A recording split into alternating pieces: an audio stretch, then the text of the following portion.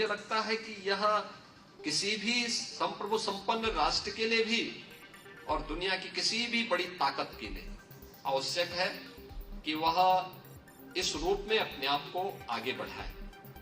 तो चाहे वह भाषा हो, चाहे वह वहां के स्थानीय उत्पाद हो, चाहे वह वहां के हस्तशिल्पी और कारीगर हो, किसी भी स्तर पर जब तक हम उन्हें सम्मान के साथ जोड़ने का काम नहीं करेंगे, तब तक हम उन लक्ष्यों को प्राप्त नहीं कर पाएंगे जो हम अग्रणी बनने के लिए करना चाहते हैं। और उसी दिशा में प्रयास करने का एक संकल्प है, विकसित भारत की संकल्पना उसी भाव को लेकर के है कि आत्मनिर्भर भारत होगा तो विकसित भारत अवश्य होगा। विकसित भारत के लिए इसकी स्वभाषा हो, स्वसंस्कृति हो, स्वदेश के प्रति सम्मान का भाव हो, और जब इन सभी भावनाओं को हम एक साथ लेकर के चलेंगे तो परिणाम हम सबके सामने अवश्य आएंगे। लेखन की परंपरा को हमें मजबूती के साथ आगे बढ़ाने का काम करना पड़ेगा। कोई देश तब तक स्वावलंबी नहीं हो सकता, आत्मनिर्भर नहीं हो सकता, जब तक कि वह अपने स्वयं के पोटेंशियल को दुनिया के सामने प्रस्तुत न कर दे। उसका जो सामर्थ्य है किस किस क्षेत्र में है, उन सबको उसे टटोलना पड़ेगा, उस ओर जाना पड़ेगा। और ये केवल आर्थिक जगत में नहीं होता है, यह भाषा के माध्यम से भी होता है। भाषा भी उसका एक माध्यम बनता है। भारतेंदु हरिश्चंद्र ने इन्हीं सब बातों की ओर हम सबका ध्यान आकर्षित किया।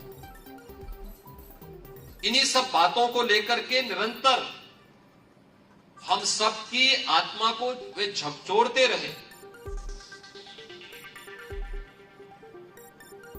क्योंकि अगर हम लोग इन बातों को लेकर के आगे नहीं बढ़ेंगे तो हम लोग अक्सर इस बात को देखते हैं। एक नया कार्यक्रम आपके सामने इस समय चल रहा होगा, पीएम विश्वकर्मा का। पीएम विश्वकर्मा में भी हमारे स्थानीय जो हस्तशिल्पी हैं, कारीगर हैं, इनके प्रोत्साहन की एक बहुत अच्छी योजना चल रही है। विश्वकर्मा श्रम सम्मान के माध्यम से 2019 में हम लोगों ने यूपी के अंदर इसको प्रारंभ किया था। उत्तर प्रदेश में अकेले मुरादाबाद में जो प्रोडक्ट वहां का है 16,000 करोड़ रुपए का, तो केवल एक्सपोर्ट कर रहे हैं वो 16,000 करोड़ का। कारपेट आप चले जाइए, भदोई की कालीन। जब मैं 17 में आया था, मैं भदोई की कालीन के बारे में पूछ रहा था।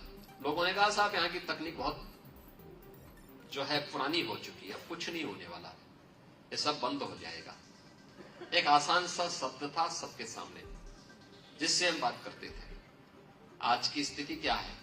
10,000 करोड़ रुपए का कालीन यूपी से आज एक्सपोर्ट हो रहा है और भदोई उसका केंद्र बिंदु बना हुआ है। ग्लास फिरोजाबाद का, हमने उनको डिजाइनिंग के साथ जोड़ा, थोड़ा बहुत तकनीक दी। पॉल्यूशन कंट्रोल बोर्ड की मार से उनको बचाया। आज लगभग 4,000 करोड़ रुपए का ग्लास का आइटम वहां का एक्सपोर्ट हो रहा है। ऐसे हर जनपद से अगर बताऊं मैं, साल भर का यूपी का जो एक्सपोर्ट है जो दुनिया के देशों में जाता है वह 2 लाख करोड़ रुपए का अकेले इस सेक्टर का 2 लाख करोड़ का, यानी 2 लाख करोड़ की विदेशी मुद्रा भारत के अंदर यूपी के अंदर आ रही है, जो यूपी के विकास के साथ जुड़ेगी, यूपी के हस्तशिल्पियों के पास, यूपी के कारीगरों के साथ जुड़ रही है। और पहली बार यूपी के अंदर 75 जनपद हैं, 75 जीआई टैग यूपी को प्राप्त हुए, जो दुनिया के अंदर आपका प्रोडक्ट इस लायक है कि वो दुनिया के अंदर कंपटीशन कर सके। अन्यथा हमारे पास पैकेजिंग की व्यवस्था भी नहीं थी। मुझे याद है एक बार मेरे पास एक एम्बेसडर आए थे,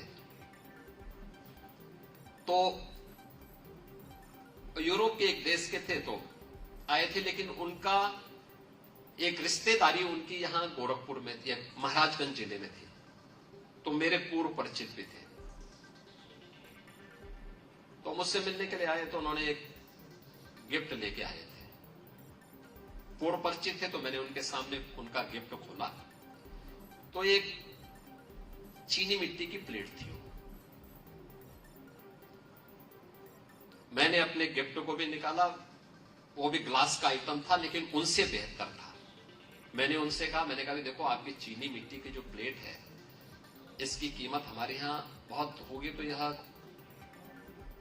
30-40 रुपए की होगी, लेकिन जो मेरा जो गिफ्ट है यह आपके लिए बहुत महंगा है, बहुत अच्छा आइटम है और मुझे लगता है ये आपको मार्केट में 1000 रुपए में भी नहीं मिलेगी। तो कहा देखो आइटम आपका अच्छा है लेकिन पैकेजिंग मेरी अच्छी है। आप देखें उनका पैकेजिंग बहुत अच्छा था, मेरी समझ में आया। तब हमने पैकेजिंग इंस्टीट्यूट भी यूपी के अंदर प्रारंभ किया और पैकेजिंग के साथ भी आज हम लोग आगे बढ़ रहे हैं। तो परिणाम क्या है, तेजी के साथ यूपी ने एक छलांग लगाई, लेकिन कहां से ये छलांग लगाई है? अपने स्थानीय उत्पाद से। आत्मनिर्भरता यहां से प्रारंभ होनी है। जो देश अपनी भाषा में न बोल सकता हो, जिस देश को अपने महापुरुषों पर गौरव की अनुभूति न होता हो, जिस देश को अपनी विरासत पर गौरव की अनुभूति न होता हो, जिस देश के अंदर अपनी विरासत की बजाय गुलामी के चिन्हों को अपनाने की होड़ लगी हो, उस देश का कोई अपना भविष्य नहीं हो सकता। और भारत को प्रधानमंत्री मोदी जी ने भारत के सामने जो एक लक्ष्य रखा है 2047 तक भारत को दुनिया की एक महाशक्ति के रूप में स्थापित करने के लिए, एक विकसित भारत के लिए। विकसित भारत का आधार क्या बनेगा? आत्मनिर्भर भारत। आत्मनिर्भर भारत के लिए क्या होना है?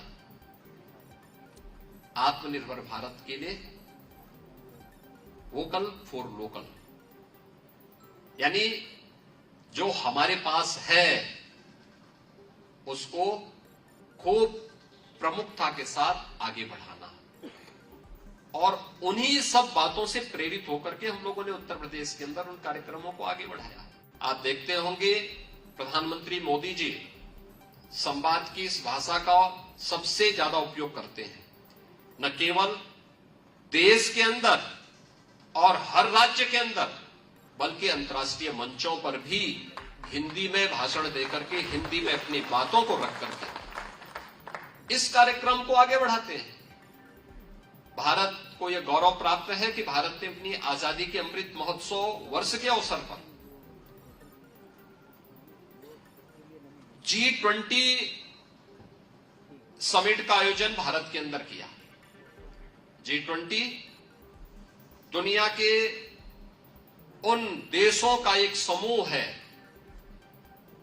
जो देश भले ही आबादी यहां पर दुनिया की कम निवास करती है, लेकिन जिनका दुनिया की अर्थव्यवस्था पर, दुनिया की जीडीपी पर जिनका अधिकार है, उन देशों का समूह है G20। और G20 के इस समिट को आयोजित करने का अवसर भारत को प्राप्त हुआ था 2022-23 में। आपने उस समय देखे होंगे 100 से अधिक समिट भारत के अंदर अलग अलग शहरों में आयोजित हुई थी और सबकी भाषा और सबका माध्यम हिंदी बना था। भारत की आजादी के लिए अपना सब कुछ समर्पित करने वाले उन क्रांतिकारियों के प्रति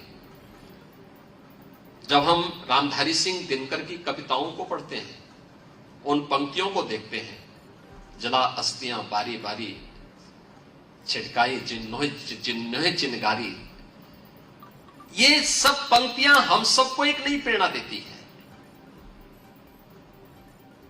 जिसमें वो कहते हैं कि कलम आज उनकी जय बोल। किनकी जय बोल? जिन्होंने मातृभूमि के लिए अपना सब कुछ समर्पित कर दिया। जय उनकी मत बोल जिन्होंने सत्ता के लिए स्वाभिमान के साथ समझौता किया हो, उनके लिए नहीं जिन्होंने अपना सर्वस्व न्यौछावर करके, सत्ता को बलिदान करके अपना जीवन बलिदान किया है मातृभूमि के लिए। उनकी जय बोल करने के लिए ही रामधारी सिंह दिनकर भारत के युवाओं को एक नई प्रेरणा प्रदान कर रहे हैं। आखिर इसका माध्यम भी तो हिंदी बन रही है। भारतेंदु हरिश्चंद्र ने तो हम सबको यही प्रेरणा दी थी ना। हिंदी के बारे में जो प्रेरणा उन्होंने प्रदान की थी, तमाम प्रकार की भ्रांतियां इसके बारे में फैलाने का काम होता है। लेकिन हिंदी आज भी देश के अंदर सबसे बड़े समुदाय को जोड़ने का और पूरे भारत को जोड़ने का सबसे सशक्त माध्यम है। और इसीलिए देश के संविधानविदों ने आजादी के बाद एक राजभाषा के रूप में इसको सम्मान दिया। आज भी सशक्त होने का सबसे बड़ा माध्यम है। हम लोग जब इस प्रक्रिया को आगे बढ़ाते हैं, राष्ट्र नायकों के बारे में जो लेखन देश के अंदर हुआ, उस लेखन को भी अगर आप अवलोकन करेंगे, कहीं श्याम नारायण पांडे महाराणा प्रताप की वीर गाथा को देश के सामने रख रहे हैं, युवाओं को उसके साथ जोड़ रहे हैं, उसके माध्यम से राष्ट्रीयता की एक नई भावना का संचार करने का कार्य कर रहे हैं। और कहीं पर सुभद्रा कुमारी चौहान झांसी की रानी लक्ष्मीबाई को केंद्र में रख करके भारत की मातृशक्ति के शौर्य को, उनके सशक्तिकरण का जो माध्यम है, उसको आगे बढ़ाने का कार्य भी कर रहे हैं। 23 वर्ष की उम्र में, कहते हैं झांसी की रानी लक्ष्मीबाई को 1857 के प्रथम स्वातंत्र समर में युद्ध का मोर्चा संभालना पड़ा था। 23 वर्ष की उम्र क्या होती है। और उस समय ब्रिटिशर के खिलाफ जब उन्हें युद्ध लड़ना पड़ा था, तो वे पूरी मजबूती के साथ लड़ी। 57 में ब्रिटिशर उनको पराजित नहीं कर पाए। एक वर्ष के बाद जब वह भी धोखे से दूसरे युद्ध में, जब नाना साहेब का सहयोग वहां तक पहुंचने में कुछ देर हुआ, इस दौरान धोखे से झांसी की रानी लक्ष्मीबाई के साथ जो घटना घटित हुई, वह इतिहास में हम सबके सामने है। लेकिन वह युद्ध करते करते उन्होंने अंग्रेजों को इसके लिए ललकारा था। उन्होंने कहा था कि मैं अपनी झांसी हरगिज नहीं दूंगी, क्योंकि अंग्रेजों ने उनके सामने प्रस्ताव लिखा भेजा था कि आपको झांसी समर्पित करनी होगी और ब्रिटिश हुकूमत की अधीनता स्वीकार करनी होगी। उन्होंने कहा नहीं, ब्रिटिश हुकूमत की अधीनता हम नहीं स्वीकार करेंगे, हम इसके लिए युद्ध लड़ेंगे। और देश की आजादी के उस अभियान को प्रथम स्वातंत्र समर के माध्यम से, उनके पराक्रम के माध्यम से, हम सबको उनके बलिदान के माध्यम से आज भी झांसी हम सबको इस बात की नई प्रेरणा प्रदान करता है। आजादी के उस पूरे आंदोलन के दौरान अगर आप देखेंगे, उस प्रकार की लेखनी भी हम सबको देखने को मिली थी, जो लोगों को उन महापुरुषों के साथ जोड़ सके, जो आम जनमानस की आवश्यकता के अनुरूप देश की आजादी के आंदोलन को आगे बढ़ाने का काम कर सके। हो सकता है लिपि हमारी देवनागरी रही, कुछ क्षेत्रीय शब्द उसमें जुड़े होंगे, लेकिन माध्यम उसको नेतृत्वकर्ता के रूप में कोई एक भाषा थी, वह हिंदी थी। आज भी आप देखते होंगे पूरे देश के अंदर, अगर उत्तर हो, दक्षिण हो, पूरब और पश्चिम हो, पूरे भारत को अगर हम आज के दिन पर भी इस रूप में देखें, तो पूरे भारत के अंदर इस संवाद का माध्यम और इस संवाद को जोड़ने का एक सशक्त माध्यम कोई एक भाषा बन सकती है, तो वह केवल हिंदी बन सकती है। जो देश के अंदर हो सकता है कि गांव में रहने वाला व्यक्ति हिंदी के संवाद को उस रूप में न व्यक्त कर पा रहा हो, लेकिन या विशुद्ध व्याकरणीय हिंदी न बोल सकता हो, लेकिन एक सामान्य हिंदी के माध्यम से, टूटी फूटी अपनी स्थानीय भाषा के माध्यम से वह अपनी बात को रखता है और उसको हिंदी में किसी भी संबोधन को वह समझता है, सुनता है, पूरे देश के अंदर उसको समझता है, भले ही वह अपनी बात को अभिव्यक्त करने के लिए अपनी क्षेत्रीय भाषा का सहारा लेता हो। अन्य कोई भाषा ऐसी नहीं जो गांव से लेकर के शहर तक, किसी राजभवन से लेकर के किसी एक सामान्य झोपड़ी में निवास करने वाले किसी सामान्य इंसान तक सबको जोड़ने का कोई कार्य कर सकती है, तो वह हिंदी उसका एक सशक्त माध्यम बन सकती है। वह आज भी है और आजादी के आंदोलन के दौरान भी यह सब कुछ देखने को मिलता है। देश की आजादी के आंदोलन के दौरान पत्र और पत्रिकाओं का एक स्वरूप धीरे धीरे करके आगे बढ़ता हुआ देखने को मिला है और इसने जब जन चेतना के ज्वार को और तेज किया तो इसके विभिन्न स्वरूप हम सबको देखने को मिले। आपने देखा होगा आजादी के पूरे आंदोलन को अगर आप अवलोकन करेंगे तो उसमें आपको अलग अलग क्रांतिकारी समूह का रहा हो या राष्ट्रीय आंदोलन को नेतृत्व देने वाला कोई भी लीडरशिप उस समय की रही हो, वह किसी न किसी समाचार के साथ, पत्रिका के साथ किसी न किसी रूप में जुड़ा रहा है और नाम भी उनके उसी रूप में रहे हैं। कोई स्वराज के नाम पर, कोई राष्ट्र धर्म के नाम पर, कोई धर्मयुग के नाम पर, कोई किसी अन्य नाम पर इस चेतना को जागरूक करने का कार्य उस दौरान अपने स्तर पर करता रहा। उस प्रकार की कविताएं भी आई, उस प्रकार के लेखन भी आते थे जो लोगों के अंतःकरण को झकझोरते थे, समाज को उसके लिए प्रेरणा प्रदान करते थे। और जब हिंदी की बात आएगी तो हिंदी भारत के एक बड़े समूह को उत्तर से दक्षिण तक, पूरब से पश्चिम तक एक बड़े समूह को अपने से जोड़ने का एक माध्यम भी है। याद करना,